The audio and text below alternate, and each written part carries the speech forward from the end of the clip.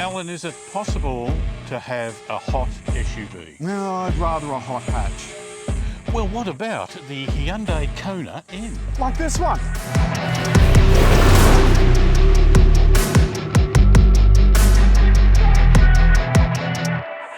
David, has this girded your loins? Are your loins girded by this what looks to be, to me, a little hot hatch? That was my immediate response. Yeah? It looked hot hatchish. Looks great. It looks great. Do you think it fits in with Hyundai's N range though? I think it fits in much better than if you were to try and make a Santa Fe N, you know, that would look contrived. I don't think this looks contrived. Well, let's think about the specifics of this car for a minute.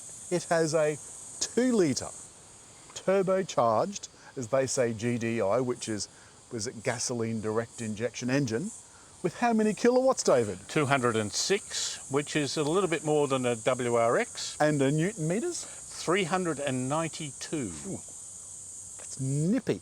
And it feels nippy, but we'll get onto that in a minute. Let's deal with this. This is the matte, with 2 T's and an E, finish. And this grey matte finish is $1,000 extra, David.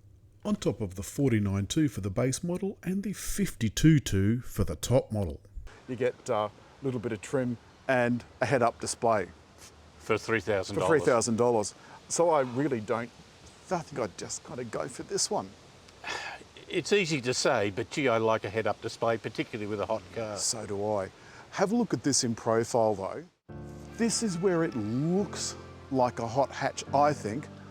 Well, it's the evolution of SUV from rough and tough four-wheel drives now down to a replacement for a sedan. Svelte.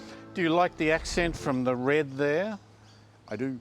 I think it lifts the base model to a level that looks like it's worth 50 grand. Because look, to be honest with you, inside, this doesn't look like a 50 grand car. It does make it look outside more hot hatchish. Makes you want to touch it, and this matte paint actually feels matte. You can feel the fact that it's not glossy. I like it a lot. Alan, are there any distinguishing features on the back of this to tell me it's a Kona? Apart from the number plate, which says it is, Kona badge, Hyundai badge, and an N badge. And the lights sort of reflect what's happening at the front. You've got the kind of little top bit and then the bottom bit. So this is the kind of, the party bit, and this is the sensible kind of reversing fog, all of that sort of stuff. Just looks very, very cool. And the body kit, by the way, includes this rear diffuser, the size of Tasmania. Alan, when we spoke to the designer when it was first launched some years ago, this squinty sort of look on the back and the front was quite leading in its design. It was unusual for the time, especially at the front. And it was Kevin Kang was his name. He went into a lot of detail about why things were the way they were. And when because this car is nearing the end of its life, when it came out, it was extremely unusual. You can see inside. Well, it's got enough room for a couple to go away, as my partner and I did, on a weekend and carry all that you need. And there's enough room, even if you didn't have any freeloaders, but there's enough room for some freeloaders in the back, which we're going to look at now. Alan, immediately, headroom under there was good. I didn't have to crunch down, which can be a problem, but the amount of space here is limited. My knees. That is tight. We've got the sports upholstery thing going on, which is fair enough. A USB port. Yes. And a little bin of some kind. But other than that, there's not a whole lot in the back. I guess you're really going to be playing rag dolls in this on the track, David. First of all, a few words before we head off. We've got basically the same screen. I thought you wanted to say a prayer. Well, I have driven with you before, so yes. You've got the same driver's screen that you've got from other Hyundais, the same infotainment screen. It's got the same buttons. That'll be 10.25. That's going to be 10.25 as well from the looks. But the most important part of this car is the N steering wheel that has N's on it. David, there's N's all over the place for going up and down and putting it into various different M modes. They're of course programmable. And then you've got the grin button, which is the big red thing that says NGS. And in some cases, this will tell you, David, get this, when you're getting near an appropriate track that it's got mapped out. God almighty. Would you take your private car to a track? I would not. The only thing is that they don't void the warranty if you've taken it to a track, which I think is very generous of them. It's an N car, so just as well. Down below, we've got the direct select buttons for climate control. There's single zone only in this, which is a little disappointing. For 50 grand, I think I'd want more, but there's N's all over it. We've already covered the fact that this has got the sporty upholstery, although it just looks to me to be not sporty at all. But the surfacing is basically the same as any other Kona.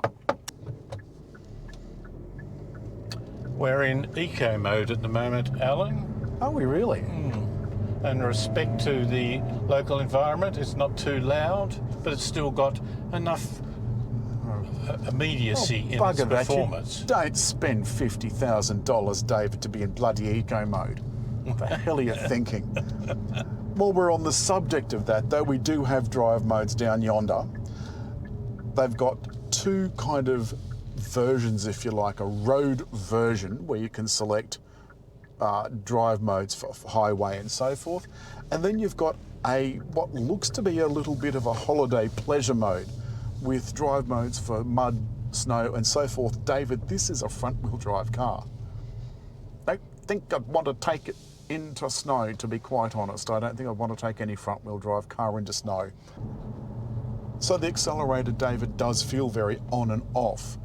And because it's in normal mode now, I mean, if you put it in sport mode, it's even nippier. And it's even... Come on, don't stop, don't stop, don't stop. All right, go for it, gun it. And we're going to stop. Oh, we're getting enthusiastic there for a minute. As soon as we got around the corner, bang, we're smack in afternoon traffic. Welcome to Sydney, ladies and gentlemen. But this is what you'd be doing, isn't it? This is you'd be doing your commute, your afternoon commute from work. Yes. Do you really seriously think anybody is going to take a car like this onto a track? Oh yeah. So what if that spirited drive is not quite as much as a sedan or a hatch might do? You still get a huge feel of zooming around corners at speeds that most people would never imagine. Well, we haven't taken this on a track, have we? No. Look, I think it would be fun. I don't think I would do it in my own car. I've been to a number of launches on tracks where they've gone through clutches and brakes and brake pads and had a truck full of tyres. So it doesn't bode well for your car at the end of, let's say, 40 laps or 20 laps or whatever. You want your digital speedo reader in the middle. Right, David, I'm going to put my foot down.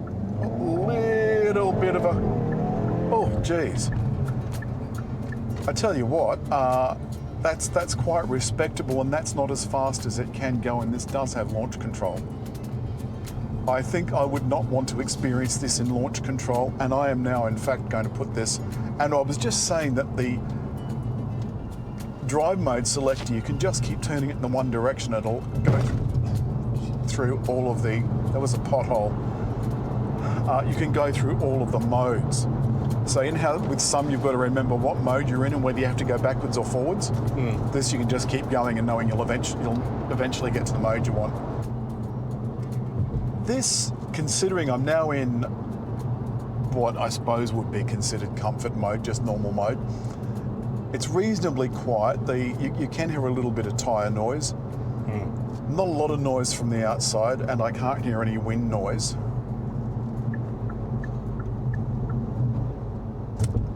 The ride, I think it's acceptable. We've driven many a hot hatch, David. We've driven Golf GTIs and Golf Rs and indeed other hot Hyundais, Kia Stinger, other brands, posh brands. This I think really holds its head up well. Sophisticated, the suspension is absolutely magnificent. It's a little too firm for my liking. I'd like the comfort setting to be soft, so that, you know, when you don't need that sporty ride, it's more comfortable. You can select, you can dial up your level of misery. Now I'm just going to demonstrate, David. I'm going to turn on the Smart Cruise. And I've also got the smart steering. It allegedly will pick the centre of the lane and stick to it. Seems to be doing an okay job. The Koreans are pretty good at that. And at the same time, you've got all the other Hyundai safety sense stuff looking out for you as well. So it's still got active cruise, and it's got warning, you know, exit warning, all of that sort of stuff. It still feels like you're being properly looked after. I like that. The sound system is adequate. It's not brilliant. It is Harman Kardon, but I think it's probably not the top entry speakers. Indicators are on the correct side for us, which I like. All in all, David, let's wrap this up. The suspension, I think, is brilliant. Steering, I think it's got the nice adaptable balance to it. I agree. What about the acceleration in all the modes? Enjoyable, including the little burble you get when you're in sports mode. That little, well, I call it a fart. Alan, it is technically possible to have a hot SUV, but is it desirable? I think it is when the SUV looks like a hot hatch like this one does. We loved it a lot. Little rough on the bumpy roads, but other than that, it's brilliant. So Alan, we come to the end of the road test. My turn this time to say hit like, Leave a comment, and hit subscribe.